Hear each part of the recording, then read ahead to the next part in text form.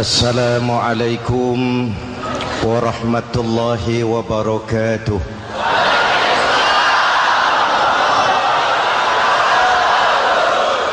Alhamdulillahillazi ja'ala Ramadhana syahra siyami lil mu'minin. Wassalatu wassalamu ala asyrafil mursalin Sayyidina Muhammadin wa ala alihi wa sahbihi ajma'in, amma ba'du. Para ulama yang saya muliakan, para pejabat baik sipil maupun militer yang saya hormati, alhamdulillah malam ini atas izin Allah, mudah-mudahan yang kita laksanakan ini merupakan bagian dari amal ibadah kita di bulan suci Ramadan ini. Hadirin, reformasi terbesar adalah reformasi yang dilakukan oleh baginda Nabi besar Muhammad sallallahu alaihi wasallam. 23 tahun merombak satu bangsa biadab menjadi bangsa beradab, merombak umat yang terpecah belah menjadi umat yang bersatu, merombak masyarakat yang tenggelam dalam kemusyrikan menjadi umat yang bertauhid. Reformasi besar apa yang dilaksanakan oleh Rasul dan apa hubungannya dengan kita sekarang? Ini yang ingin saya sampaikan malam ini. Pertama, beliau melaksanakan reformasi akidah, membebaskan manusia dari kemusyrikan, menyelamatkan manusia dari ketergantungan kepada benda. 13 tahun beliau berjuang di kota Makkah hanya untuk menanamkan la ilaha illallah Muhammadur Rasulullah. Dari sana segalanya dimulai, meletakkan fondasi. Saya yakin tidak ada Tuhan selain Allah dengan seluruh konsekuensinya. Kalau saya yakin tidak ada Tuhan selain Allah, maka saya tidak akan menyembah kecuali hanya kepada Allah. Orang yang benar fondasinya, benar sujudnya. Jelas? Kalau saya yakin tidak ada Tuhan selain Allah, saya tidak akan minta rizki kecuali hanya kepada Allah. Orang yang benar fondasinya, jauh dari korupsi, jauh dari judi.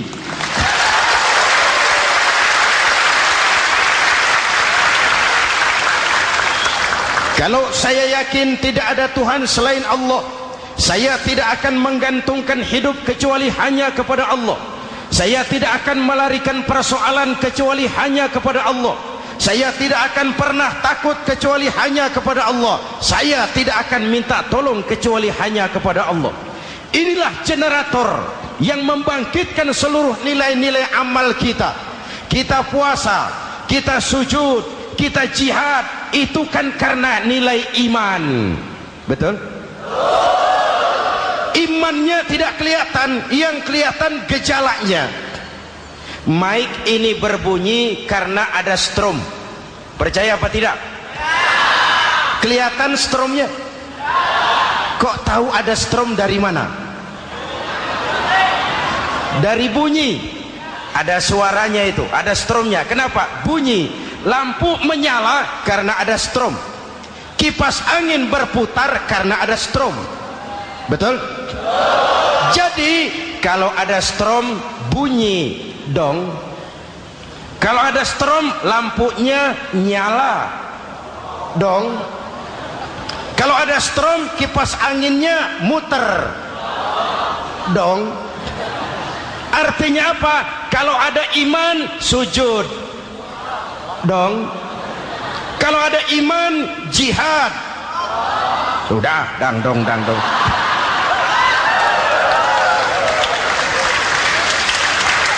Seluruh amal amaliyah kita hanya refleksi dari nilai-nilai keimanan, maka dimulai dengan fondasi.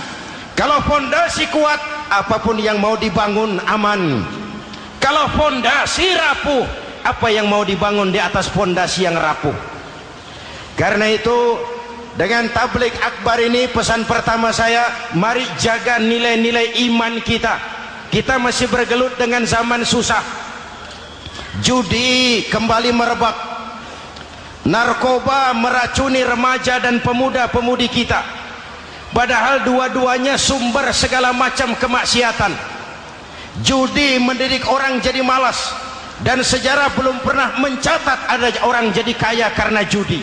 Yang bangkrut, yang kere, yang melarat banyak.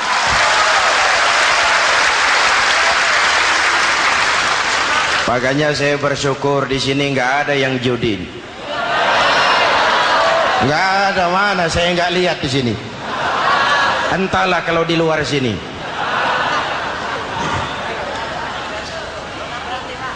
Judi itu penyakit, kalahnya bikin penasaran, menangnya bikin ketagihan. Itulah penyakitnya. Makanya lebih baik makan singkong betulan daripada makan roti mimpi. Ayo, makan singkong betulan, makan roti mimpi, lebih baik mana?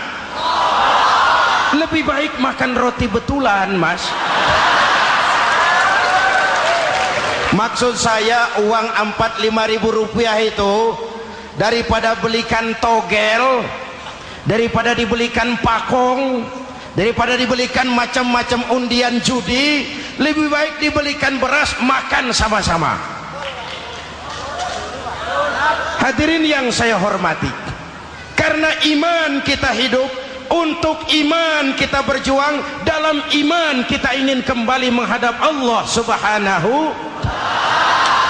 Dahulu pun orang-orang tua kita berjuang memerdekakan negeri tercinta ini. Apa faktor penggerak utamanya? Iman. Imanlah yang mengajarkan orang-orang tua kita, hubbul watan minal iman. Cinta tanah air bagian daripada iman. Lah, tanah air kita kan bukan Aljazair. Tanah air kita bukan Palestina. Tanah air kita bukan Mesir. Tanah air kita mencintai Indonesia bagian daripada iman. Yang datang menjajah kebetulan kafir. Lah ini, bertemulah cinta tanah air dengan semangat jihad yang diajarkan agama. Lalu bangkitlah para ulama, bangkitlah para kiai, bangkitlah para santri, berjuang memerdekakan negara tercinta ini. Saya tanya lagi, orang-orang tua kita dahulu berjuang melawan penjajah, senjatanya apa? Bambu runcing. Jenderal mana mau taruhan? Bambu runcing merdeka melawan tank. Bambu runcing merdeka melawan meriam. Bambu runcing merdeka melawan tentara-tentara profesional yang terlatih dengan baik. Menurut logika tidak mungkin. Menurut kebiasaan tidak bisa. Menurut rasio impossible. Entoh nyatanya kita merdeka. Lalu para pendiri Indonesia dengan jujur mencantumkan dalam mukaddimah Undang-Undang Dasar Negara kita kalimat yang berbunyi, dengan berkat rahmat Allah yang Maha Kuasa. Ada tidak itu dalam pembukaan Undang-Undang Dasar? Ada apa tidak? Pokoknya biar belum pernah baca, ada gitu saja sudah, biar lancar urusan. Saya yakin kalimat ini bukan lipstick, not decoration only. Kalimat ini pengakuan moral, pengakuan batin yang sangat jujur dari para pendiri Indonesia bahwa Allah campur tangan dalam proses kemerdekaan. Kalau tidak, nggak ada ceritanya bambu runcing merdeka melawan tank.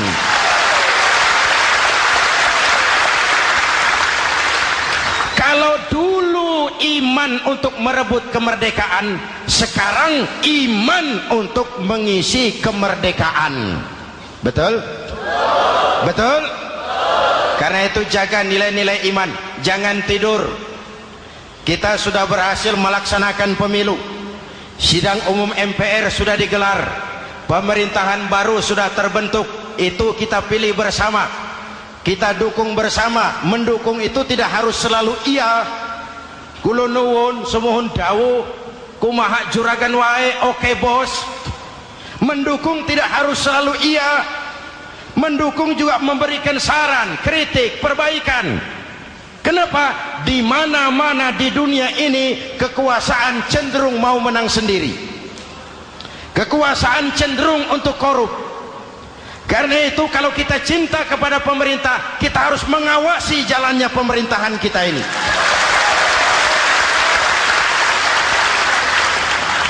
Pengalaman ketika Orde Baru berdiri, kita percaya, kita serahkan penuh, lalu kita tidur.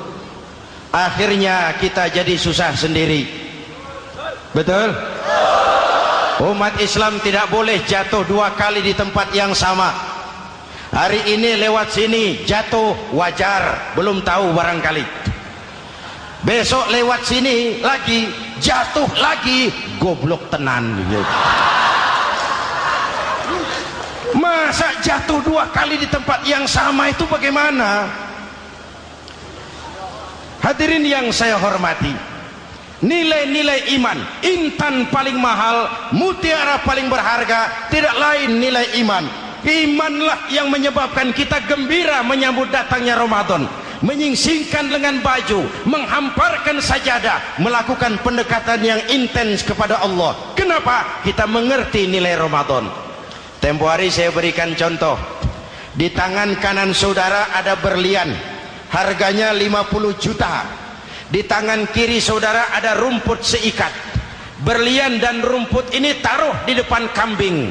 Kira-kira mana yang diambil kambing? Rumput, dasar kambing. Kambing tidak ngerti nilai berlian. Padahal kalau kambing sedikit mau pakai otak. Kalau berlian yang saya ambil, kata kambing, lalu saya bawa ke pasar, kemudian saya jual, harganya 30 juta, lalu dibelikan rumput, dapat rumput sekabupaten. Tapi kambing tidak ngerti nilai berlian, yang kambing tahu cuma rumput. Kenapa? Hidup kambing cuma melayani perut. Maka kata Imam Ali karramallahu wajhah, orang yang hidupnya hanya untuk melayani perut,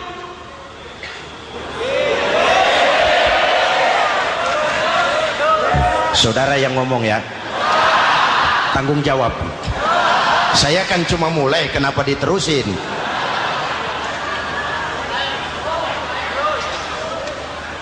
Hadirin yang saya hormati, jaga iman baik-baik, wariskan kepada anak-anak kita. Mereka harapan kita semua, mereka masa depan Indonesia. Akan bagaimana Republik Indonesia, bahkan akan bagaimana Islam di Republik Indonesia 20, 30, 40 tahun yang akan datang. Anak-anak kitalah jawabannya.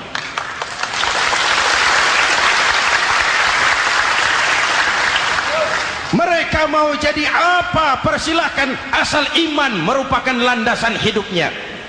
Anak-anak kita boleh jadi jenderal asal jenderal beriman, boleh jadi pejabat, pejabat beriman, jadi pengusaha, pengusaha beriman. Kalau iman landasannya aman.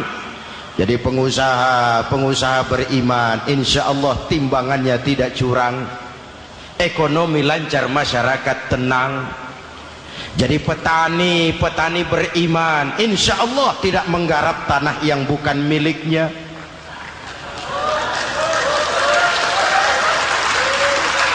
Jadi pejabat, pejabat beriman, insya Allah korupsinya sedikit.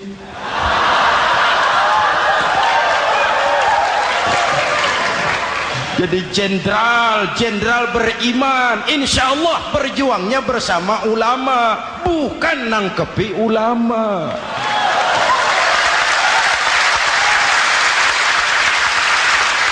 Jadi teknokrat, teknokrat beriman, jadi pengusaha, pengusaha beriman, jadi seniman, seniman beriman, jadi maling. Nggak ada, mana ada maling beriman? aman landasannya, insya Allah aman. Ini yang pertama. Yang kedua, baginda Nabi melaksanakan reformasi sosial. Berupa apa? Membebaskan manusia dari ras diskriminasi, mengikat manusia dengan tali akidah. Diciptakan kita dari laki-laki dan perempuan, dijadikan kita bersuku-suku dan berbangsa-bangsa. Bahkan Quran memulai dengan kalimat syu'ub, wa ja'alnakum syu'uban wa qabaila. Kami jadikan kamu berbangsa-bangsa dan bersuku-suku agar kamu saling mengenal satu dengan yang lain. Saya ingin mengulangi imbauan saya, mari kita tingkatkan kerukunan. 3 macam kerukunan. Pertama, rukun antar umat seagama. Sesama muslim harus rukun. Ya Pak? Ya Bu?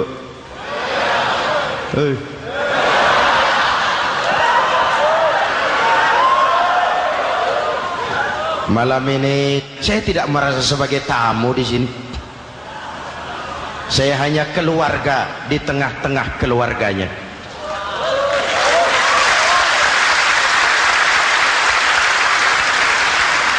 Di sepanjang Jawa kah saya, ke Sumatera kah saya, ke Kalimantan saya, ke Sulawesi saya, ke Irian Jaya saya, kemana saja saya pergi, di mana saja saya berada, saya hanya keluarga di tengah keluarganya. Sebagai muslim kita terikat akidah, sebagai bangsa kita punya komitmen, kita ingin bersatu nusa, satu bangsa, satu. Inilah kita. Hadirin yang saya hormati, rukun antar umat seagama. Hura-hura pemilu sudah lewat, ekses-eksesnya harus kita hilangkan. Boleh jadi kemarin-kemarin karena berbeda kaos sama teman gak teguran. Yang sudah-sudah, yang penting sekarang ke depan. Sudah capek kita rakyat diobok-obok. Sudah datang saatnya kita meluruskan saf, merapatkan barisan, menggalang semangat kebersamaan. Rukun antar umat seagama. Begitulah malam ini saya hadir di tengah keluarga sendiri. Yang mengikat kita apa? Akidah. Di masjid kita ditemukan, dan inilah simbol kehidupan umat. Tadi kita sholat isya dan tarawih di sini, menghadap ke arah yang sama, menyembah Allah Tuhan yang sama, melakukan gerak yang sama, membaca bacaan yang sama, dengan bahasa yang sama. Betul? Tapi kita datang dari segala penjuru. Kita datang dari sebelah lor, sebelah kidul, sebelah wetan, sebelah kulon. Di sini di masjid ini kita menghadap ke arah yang sama. Kita yang hadir di sini boleh jadi ada yang dari Sumatera, Kalimantan, Sulawesi, Irian Jaya, tapi kita adalah Indonesia. Jelas? Jelas? Saya sering kasih contoh, coba kalau sholat pakai bahasa masing-masing, ramai masjid, bingung malaikat. Ini Indonesia ramai karena tiap provinsi sholat pakai bahasa masing-masing. Kalau Riau bicara sendiri, Ambon bicara sendiri, Aceh bicara sendiri, Irian bicara sendiri, ramai masjid. Jelas? Jelas? Yang imam pakai bahasa Indonesia, takbir, Tuhan yang maha besar. Gagah sekali, bingung malaikat. Kembali kita kalau sholat pakai bahasa masing-masing. Betapa ramainya masjid. Itu cermin dari bangsa yang tidak bisa menjaga kesatuan dan persatuan. Uni Soviet almarhum, al-mal'un, itu negara adidaya, negara adikuasa, bersama-sama dengan Amerika menjadi polisi dunia. Tetapi kemudian dihantam oleh glasnost yang kebablasan, Gorbachev terpental, Soviet pecah jadi negara kecil berkeping-keping. mimpi mengembalikan Soviet seperti dulu. Begitulah kalau kita biarkan benih-benih disintegrasi ini terus berkembang, tidak ada lem perekat, maka kita akan pecah berkeping-keping dan kita akan jadi satu bangsa yang kecil. Oleh karena itu, yang pertama, jaga kerukunan antar umat seagama. Berbeda pendapat boleh, berpecah belah jangan. Berbeda partai oke, tapi berbeda dalam wawasan bernegara jangan. Jujur saja, saya kemarin musim pemilu itu sudah agak pesimis melihat, batin saya menjerit, ya Allah, kenapa umat jadi begini? Kenapa umat harus terkotak-kotak? Terlalu banyak partai-partai Islam waktu itu, 20 lebih. Begitu sidang umum MPR berjalan, saya mulai melihat titik optimisme. Ada yang mengkristal, di mana orang tidak lagi melihat partainya, tetapi melihat nilai-nilai imannya. Itulah yang memang utama buat kita.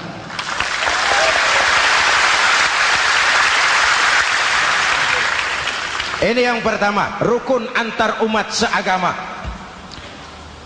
Yang kedua, rukun antar umat beragama.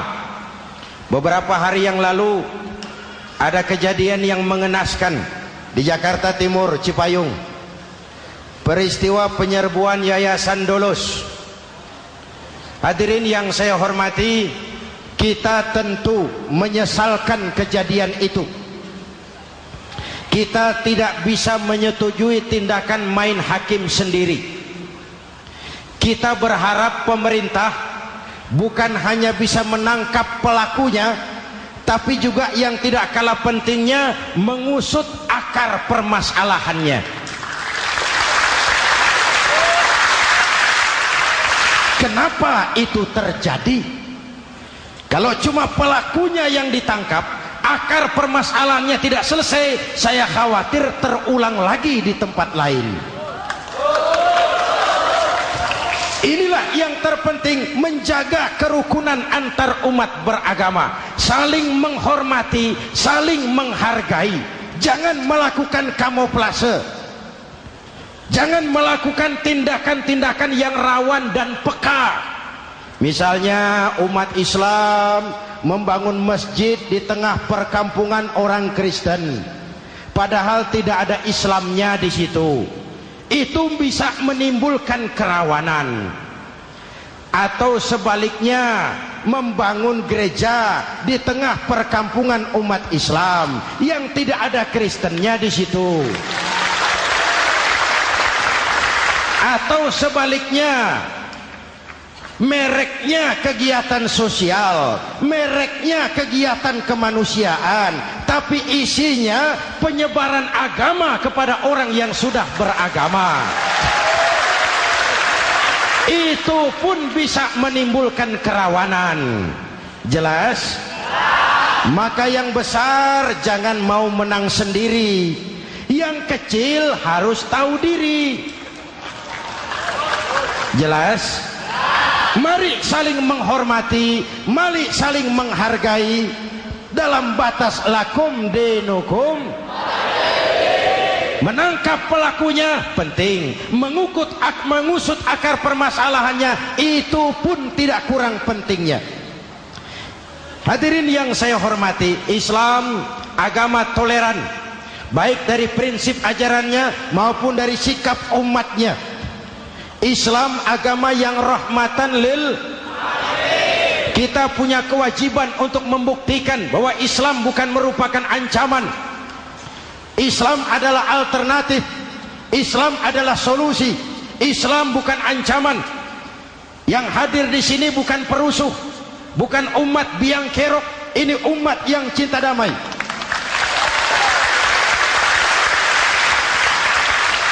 Ini umat yang tidak pernah mencari-cari musuh, tapi juga tidak akan pernah lari kalau bertemu musuh.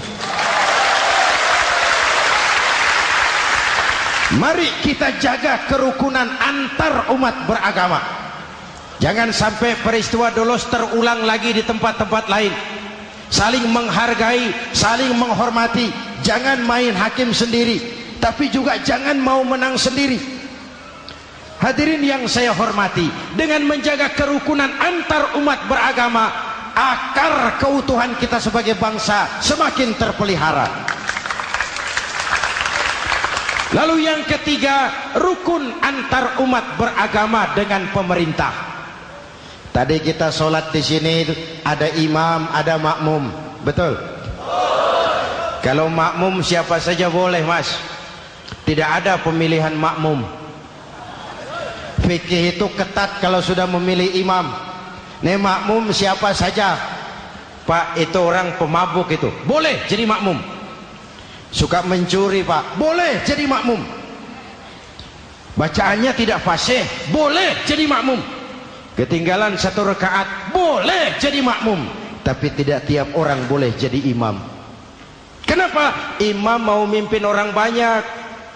Kalau dia bodoh, bagaimana nasib makmumnya?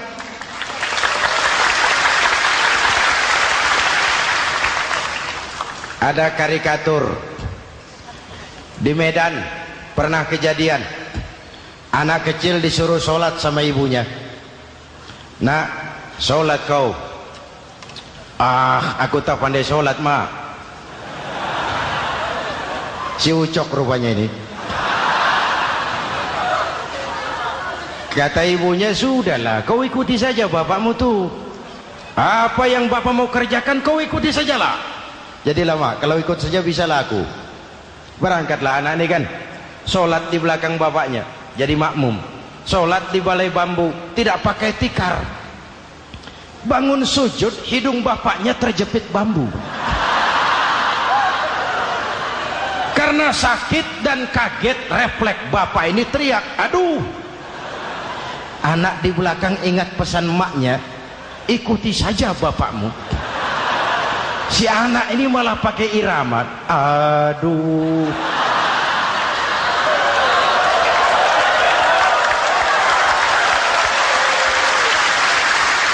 Lah, ada yang lebih gendeng lagi. Mendengar anaknya mengaduh, bapaknya menoleh ke belakang.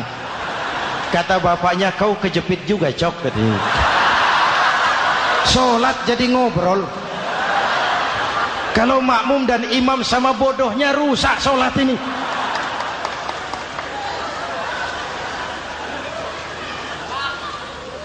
Hadirin yang saya hormati, rukun antar umat beragama dengan pemerintah, pemerintah yang legitimate, yang dihasilkan lewat proses demokrasi. Benarnya kita dukung, salahnya kita tegur, kita kritik, kita perbaiki, kita berikan saran-saran yang baik. Sekali lagi, jangan tidur. Sudah lewat masanya.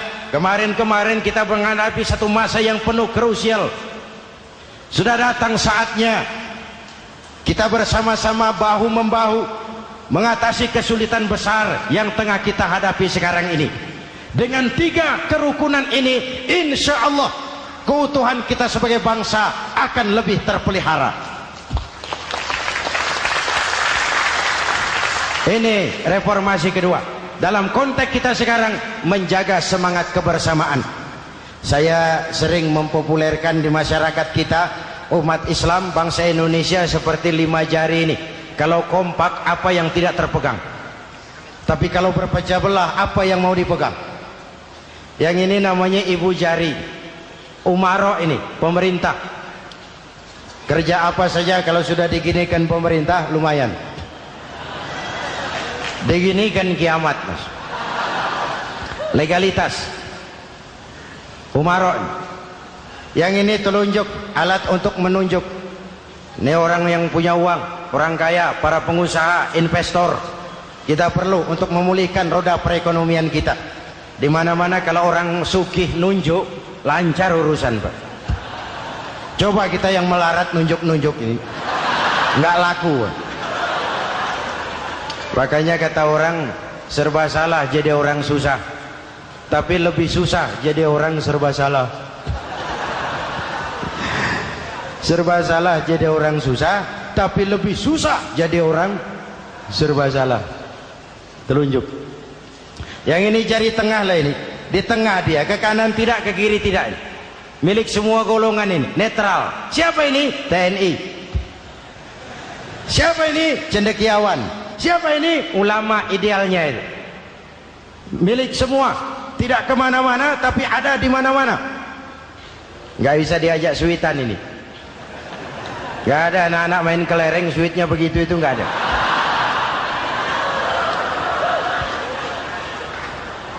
Ini jari manis remaja, pemuda, masa muda, masa yang paling manis. Semua harapan milik pemuda. Belum pernah saya dengar ada orang pidato para kakek-kakek harapan bangsa, belum pernah. Mesti kalau sudah harapan umat, pemuda, harapan negara, pemuda, harapan agama, pemuda, harapan bangsa, pemuda, harapan pemudi. Jari manis. Yang ini kelingking, jari paling kecil ini. Ini kaum wanita ini. Perempuan. Kecil tapi mantap. Masya Allah. Ini ibu jari ini besar ini. Sweet ketemu kelingking. Kalah ibu jari ini. Di mana-mana kekuasaan sering kalah sama perempuan. Siapa yang mendorong-dorong Nabi Adam memetik pohon buah khuldi? Kelingking. Kelingking. Kelingking. Julius Caesar tunduk kepada Cleopatra. Siapa Cleopatra? Kelingking.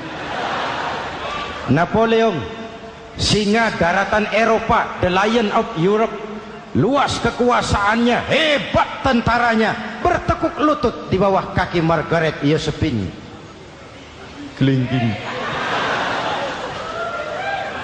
Hadirin yang saya hormati, kalau 5 pilar ini bersatu, ringan sama dijinjing, berat sama dipikul, kita akan jadi satu bangsa yang kuat. Jelas? Jelas? Dengan Ramadan, dengan tabligh akbar malam ini, mari kita jaga semangat kebersamaan. Saya selalu mengingatkan, sekarang lebih banyak tukang kompor daripada tukang lem.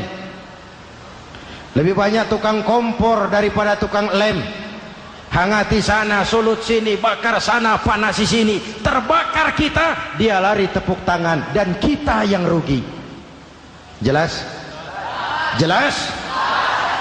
Ini hal yang kedua. Reformasi sosial mengikat manusia dengan tali akidah, mempersaudarakan manusia dari manapun orang datang, apapun warna kulitnya, dari suku apapun ia dilahirkan, kalau akidahnya sama, itulah saudara kita.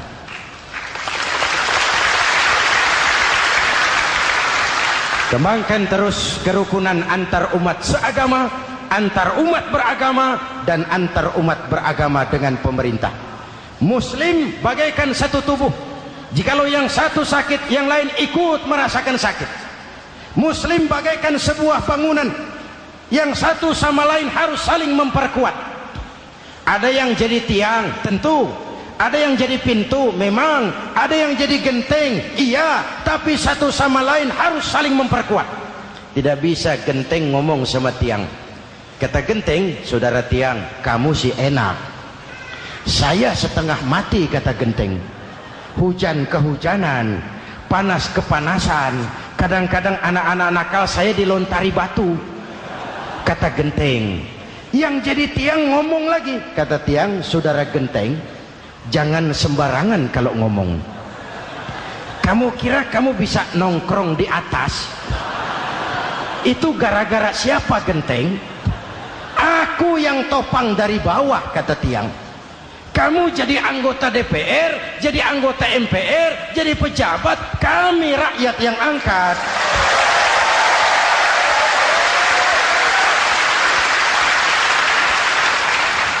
Jangan waktu di bawah rajin ngamalkan ayat kursi, dapat kursi lupa sama ayat.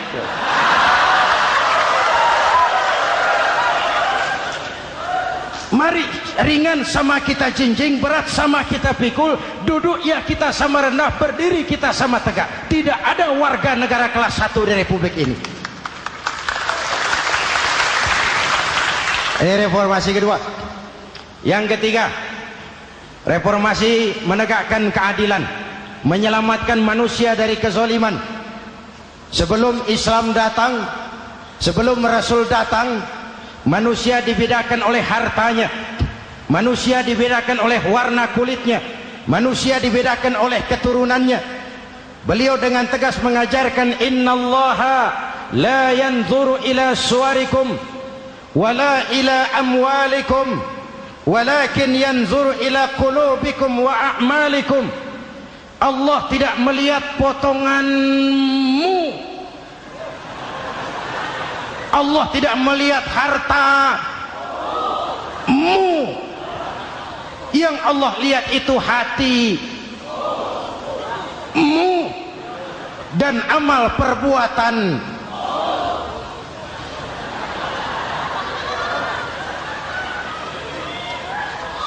Perjuangan menegakkan keadilan. Hadirin yang saya hormati, itulah yang menyebabkan reformasi kita menggelinding, menuntut keadilan, baik keadilan di bidang politik, keadilan di bidang ekonomi, keadilan di bidang hukum. Nabi pernah mengingatkan, hakim, kata Nabi, itu ada 3 macam. Al-qudatu salasatun. Hakim ada 3 macam. 1 di surga, 2 di neraka. Hadirin yang saya hormati, siapa yang hakim ke surga itu? Ada hakim yang tahu tentang kebenaran, lalu siap melaksanakan kebenaran itu, menghukum dengan kebenaran apapun resikonya, walaupun dimusuhi atasannya, walaupun bertentangan dengan nuraninya, karena itu orang yang dia sukai, tapi dia tetap melaksanakan hukum. Hakim yang mengerti tentang kebenaran sesuatu lalu melaksanakan hukum dengan kebenaran itu yang akan sampai ke surga.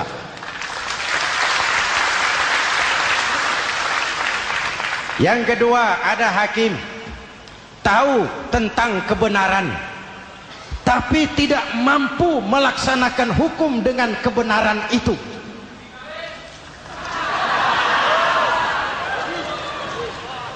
Tahu sesuatu itu benar tetapi tidak punya nurani untuk membela kebenaran, mengetahui kebenaran tapi tidak berdaya untuk memperjuangkan kebenaran. Akhirnya hukum dikebiri, yang salah jadi benar, yang benar jadi salah.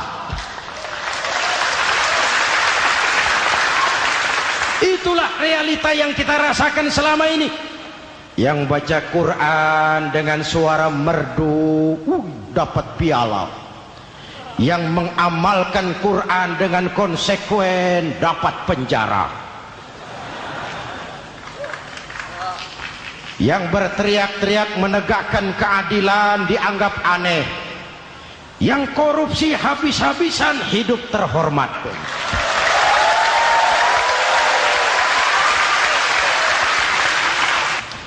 Jadi yang kedua tadi hakim yang tahu kebenaran tetapi tidak mampu melaksanakan hukum sesuai dengan kebenaran, diperkosanya kebenaran, ditekannya hati nuraninya, sehingga ini yang mengakibatkan terlukanya perasaan keadilan. Yang ketiga lebih celaka lagi, ada hakim yang tidak mengerti tentang kebenaran lalu melaksanakan hukum dalam ketidakmengertiannya, bodoh melaksanakan hukum dalam kebodohan. Itu pun menyebabkan orang masuk neraka. Na'udzubillah. Hadirin yang saya hormati, reformasi yang dilaksanakan Rasul berjuang menegakkan keadilan setelah membebaskan manusia dari ras diskriminasi. An-nas kulluhum li Adam wa Adam min turab, la fadla li arabiyyin ala ajamiyyin illa bitaqwa. Seluruh manusia berasal dari Adam, Adam diciptakan dari tanah, dan tidak ada kelebihan Arab dengan yang bukan Arab kecuali dengan takwanya. Nah, saya masih ingat sebuah cerita. Mau dengar? Mau dengar? Pada waktu Umar bin Khattab radhiyallahu anhu menjadi khalifah, menjadi Amirul Mukminin, itu yang jadi gubernur di Mesir adalah Amr bin As.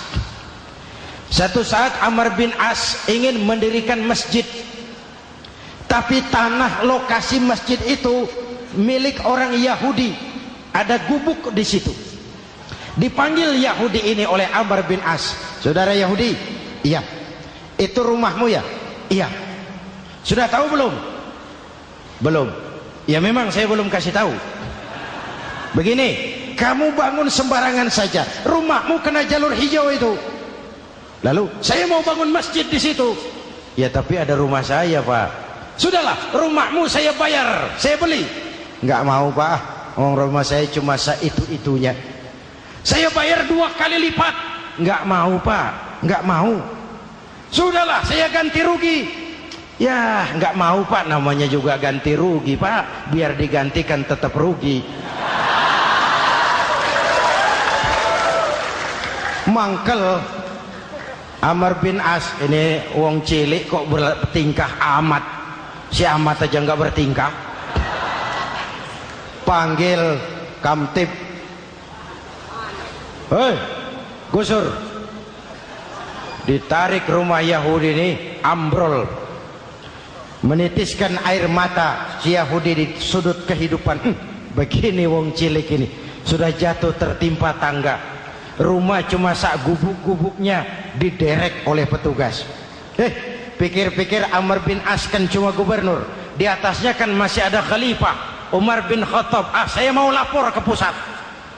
Berangkat Yahudi ini dari Mesir menuju Madinah, berhari-hari berjalan, sambil berpikir, ini nanti kalau saya laporan kepada khalifah, apa pengaduan saya diterima? Wong saya rakyat kecil, lagian Yahudi, sementara yang menggusur saya ini gubernurnya sendiri. Terus dia berjalan sampai di kota Madinah. Lewat tengah hari dia mulai cari-cari. Ada orang, ketemu orang sedang tidur di bawah pohon kurma. Selamat siang, Pak. Siang. Saya mau numpang tanya, Pak. Tanya apa? Bapak tahu Khalifah Umar bin Khattab? Tahu. Istananya di mana, Pak? Istananya di atas lumpur. Di atas lumpur? Iya. Pakaian kebesarannya apa, Pak? Sutra? Bukan. Pakaian kebesarannya malu dan takwa. Pengawalnya banyak, Pak. Banyak. Berapa peleton? Pengawalnya yatim, orang jompo, kelompok mustadafin, orang-orang lemah, janda-janda tua.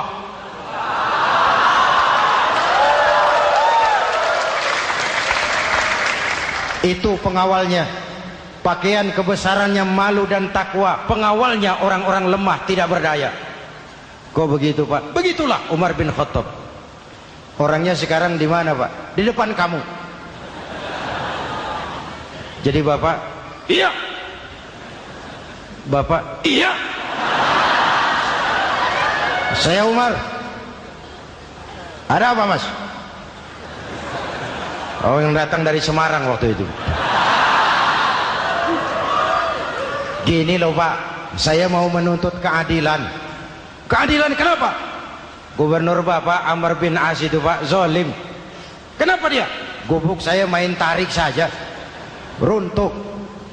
Saya nggak punya rumah lagi, wong saya ini golongan makmur, cuma rumah sama sumur. Lalu untuk apa? Katanya dia mau bangun masjid di situ, Pak. Dipaksanya rumah kamu ditarik sampai runtuh. Iya. Yahudi? Iya, Pak. Itu ada tempat sampah ya. Betul, Pak. Di situ banyak tulang unta. Coba kau cari satu tulang unta bawa ke sini. Bingung Yahudi. Pak, saya jauh-jauh dari Mesir ke sini ini mau cari keadilan. Kalau tulang unta di Mesir juga banyak, Pak. Sudahlah, kau ambil saja tulang itu. Berangkat Yahudi penuh tanda tanya, ambil sebuah tulang unta, diberikan kepada Khalifah Umar bin Khattab. Tulang ini diambil, Umar hunus pedangnya, dengan ujung pedang dibuat garis lurus di atas tulang unta itu. Selesai. Yahudi, iya Pak, sekarang kau kembali ke Mesir, serahkan tulang ini kepada Umar bin Amr bin As. Makin bingung Yahudi, jauh-jauh datang kemari kira mau dapat keadilan, cuma dapat tulang. Ya sudahlah, namanya wong cilik. Berangkat dia pulang ke Mesir, berhari-hari sampai di Mesir. Pak Gubernur, ya lapor. Ada apa Yahudi? Saya dari pusat. Loh, kamu dari Madinah? Iya Pak. Ngapain sih kamu ke sana-sana? Nuntut keadilan. Kamu bertemu Khalifah? Ketemu Pak. Terus tulang.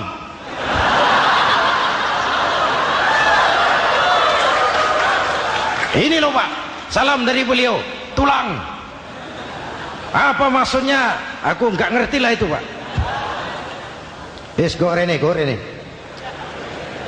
Diambil tulang itu, Amr bin As melihat ada garis lurus dengan ujung pedang, gemetar badannya, keringat bercucuran. Kepala proyek dipanggil. Mas, ini proyek masjid batal, gubuk Yahudi dirikan lagi. Loh Pak, kata kepala proyek, saya kan sudah menang tender Pak.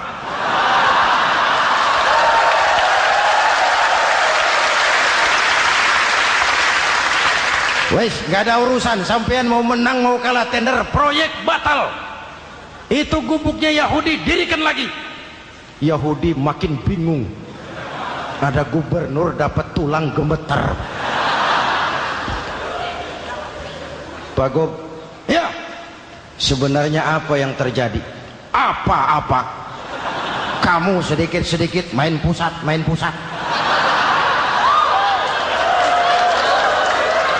Bu, yang ngomong dulu toh. Ya kan awalnya saya sudah ngomong Pak, tapi gubuk saya tetap ditarik. Percuma ya saya ke pusat Pak. Saya dapat teguran keras dari Khalifah. Tahu kau apa artinya ini? Seolah beliau berkata, hei Amr bin As, jangan mentang-mentang sedang berkuasa kau bertindak seenakmu. Berlaku lurus dan adillah kamu seperti lurusnya garis di atas tulang ini.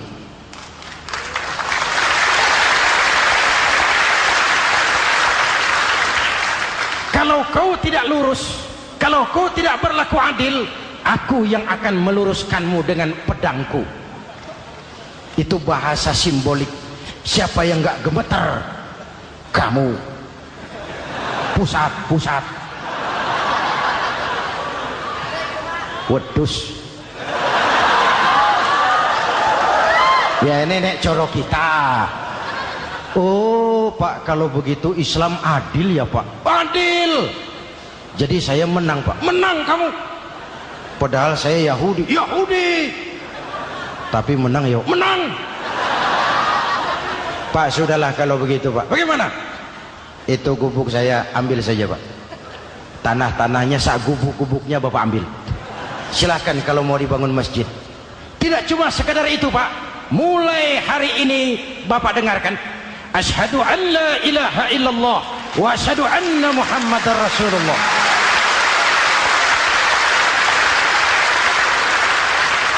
Yahudi bisa menang perkara menghadapi gubernur. Kalau ini terjadi di Indonesia,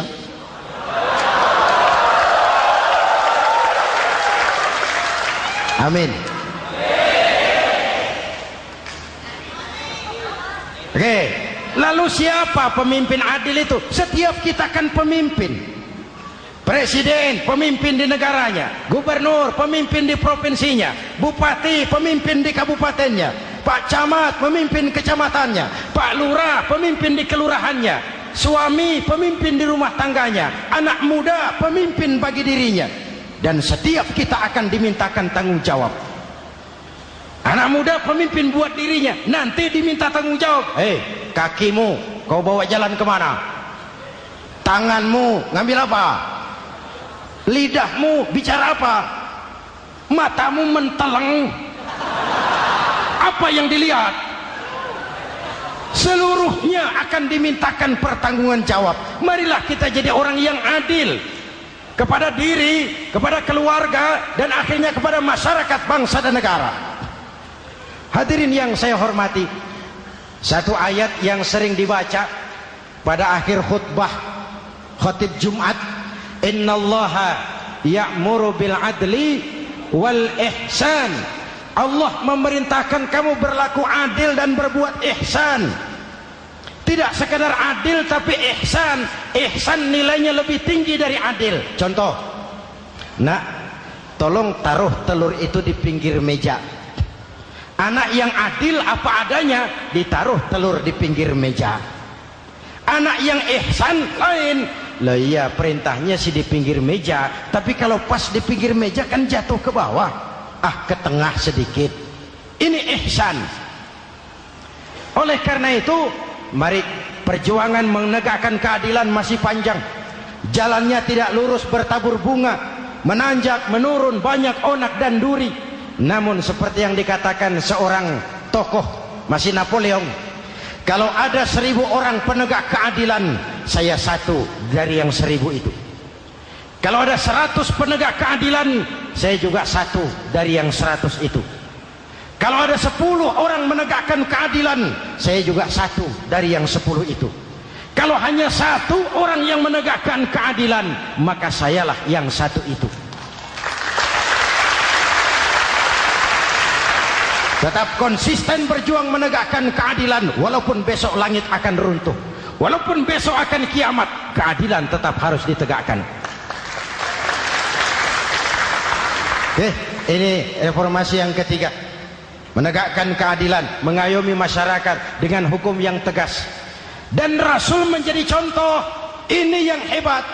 Misalnya beliau berkata, "Wallazi nafsi biyadihi law anna Fatimah binti Muhammadin sarqat laqata'a Muhammadun yadaha."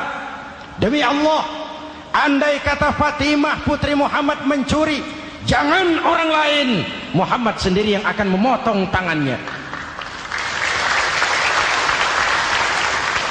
Hukum berwibawa, masyarakat terlindungi. Kenapa? Nabi jadi contoh. Jelas? Beliau mengajarkan orang beramal. Kepada putrinya beliau mengatakan apa? I'mali ya Fatimah, i'mali fa inni la ughni anki minallahi syai'a. Fatimah, beramal kau. Fatimah, beramal kau. Fatimah, solat kau. Fatimah, puasa kau. Fatimah, zakat kau. Fatimah, haji kau. Kalau kau tidak beramal Fatimah, aku ayahmu Rasulullah tidak akan sanggup membelamu di akhirat nanti. Ini keadilan. Tidak mentang-mentang putri kesayangan Nabi lalu sudah Fatimah kamu nggak sholat nggak apa-apa, nanti di akhirat ada papi. Jauh dari semangat nepotisme. Putri beliau sendiri ditekankan, i'mali ya Fatimah fa inni la ughni anki minallahi syai'a. Beramal kau Fatimah, kalau kau tidak beramal, aku ayahmu tidak akan sanggup membela kamu di akhirat nanti. Inilah inti dari nilai keadilan. Jauh dari nepotisme, apalagi kolusi. Hadirin yang saya hormati, lalu saya masuk kepada yang keempat. Reformasi keempat yang dilaksanakan oleh baginda Rasul, menyelamatkan manusia dari gaya hidup sekuler, menyelamatkan manusia dari gaya hidup materialis, mengajarkan keseimbangan. Ada hidup sesudah mati, ada akhirat sesudah dunia. Betul? Betul? Kalau saja tidak ada hidup sesudah mati, kalau saja tidak ada akhirat sesudah dunia, persilahkan hiduplah saenae, nek perlu saenae udelmu dewe. Sayang. Ada hidup sesudah mati, ada akhirat sesudah dunia. Ini semua calon-calon jenazah.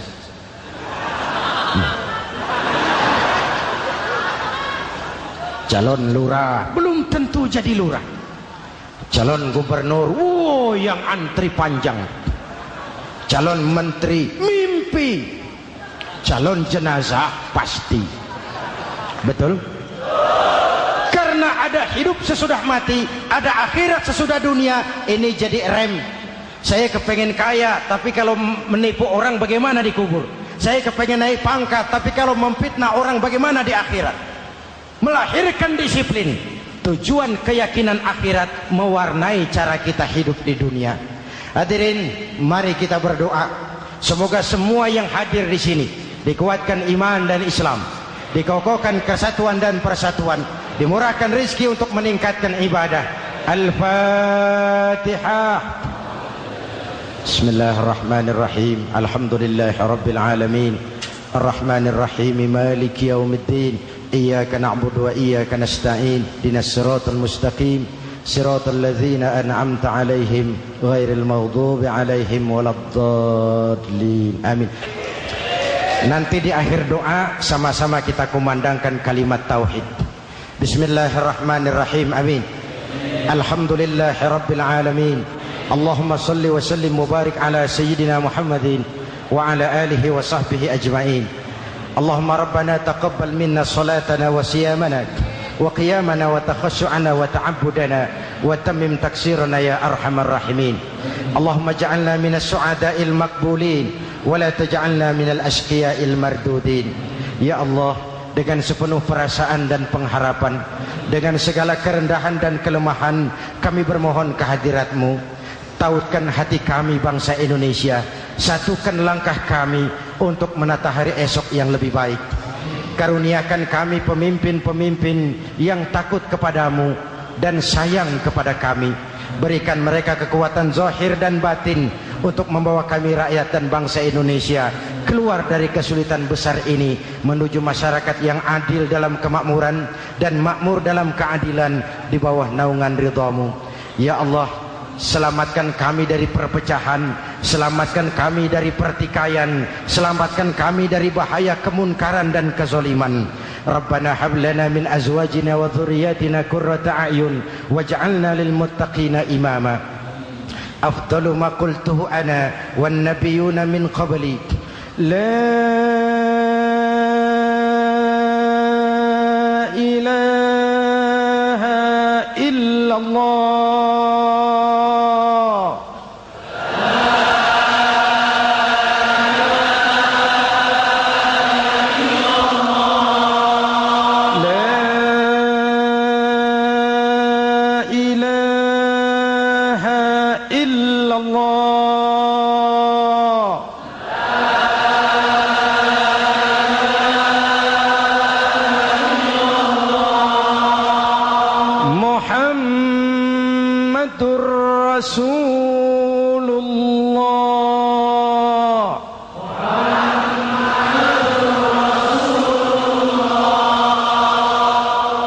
Sallallahu alaihi wa alihi wa sallam. Kalimatu haqqin 'alaiha nahya wa 'alaiha namut wa 'alaiha nub'atsu insyaallah minal aminin. Rabbana atina fid dunya hasanah wa fil akhirati hasanah wa qina adzabannar. Wa akhiru da'wana anil hamdulillah.